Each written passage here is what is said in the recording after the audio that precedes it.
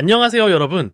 오늘은 조금 불편할 수도 있는 이야기를 나눠볼까 합니다. 바로 피드백에 관한 이야기입니다. 여러분, 정직하게 말해보세요. 누군가 여러분의 일에 대해 비판적인 의견을 줄 때 그 첫 느낌이 어떤가요? 심장이 철렁 내려앉고 온몸이 순간 얼어붙나요? 아니면 바로 변명거리부터 찾게 되나요? 혹시 여러분도 그런 경험 있지 않으세요?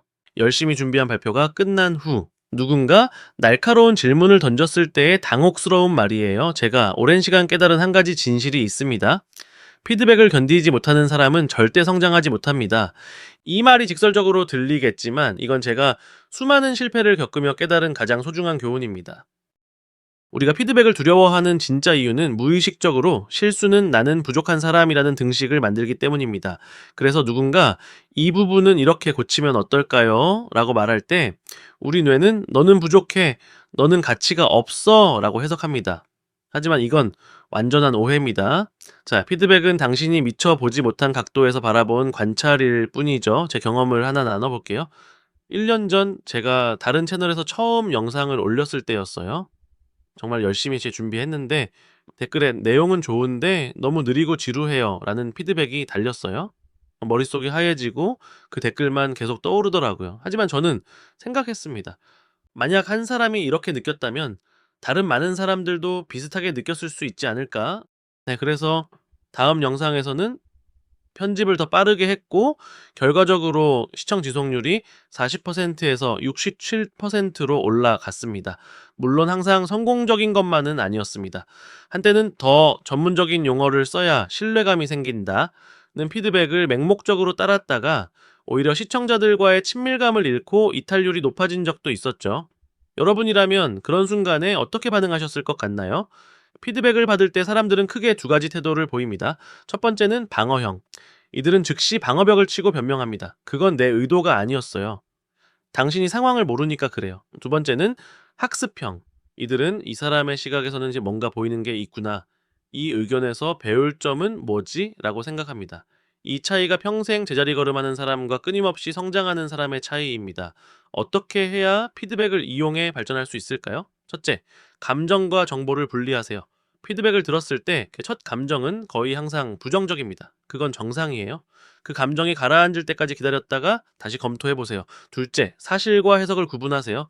이 프레젠테이션은 너무 많은 정보를 담고 있어서 이해하기 어려웠어요 라는 피드백에서 사실은 많은 정보가 있었다는 것이고 해석은 이해가 어려웠다라는 것입니다. 항상 사실에 집중하세요. 셋째, 피드백의 패턴을 찾으세요. 근데 한 사람의 의견은 의견일 수 있지만 여러 사람이 비슷한 이야기를 한다면 그건 무시할 수 없는 신호입니다. 피드백을 못 견디는 사람들의 공통점은 자기 합리화에 능숙하다는 것입니다. 나는 이런 스타일이야. 그 사람이 나를 싫어해서 그래. 이런 생각이 자동으로 든다면 여러분은 성장의 기회를 스스로 차단하고 있습니다. 또한 노력과 결과를 혼동하고 비판을 개인적인 공격으로 받아들이는 경향이 있죠. 여러분이 피드백에 방어적으로 반응하면 어떤 일이 일어날까요? 시간이 지나면서 주변 사람들은 솔직한 의견을 주는 것을 포기합니다. 어차피 말해도 듣지 않을 거야 라고 생각하게 되죠. 그렇게 여러분은 점점 예스맨들에게 둘러싸이게 됩니다. 제가 처음 팀을 이끌었을 때도 그랬습니다. 모든 비판에 즉각 반박했고 그 결과 팀원들은 점점 침묵했죠.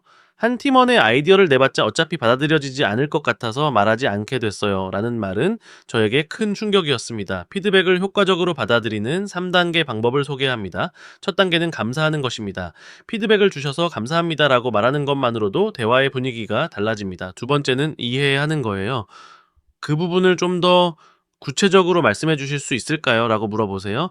세 번째는 행동하는 것입니다. 의미 있는 변화를 시도하고 가능하면 그 결과를 피드백을 준 사람과 공유하세요.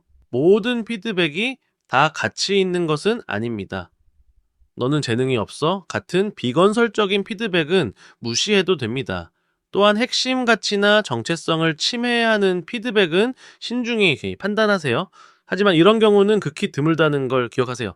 대부분의 피드백은 도움이 될 수 있는 정보를 담고 있습니다. 그래서 다시 말합니다. 피드백은 불편합니다. 피드백은 아픕니다. 하지만 피드백은 성장입니다.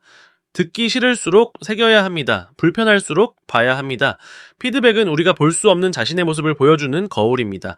그 거울을 피하면 우리는 항상 같은 자리에 머물게 됩니다. 오늘 하루 딱 한 가지 피드백을 떠올려 보세요. 최근에 들었거나 오래전에 무시했던 피드백이라도 좋습니다.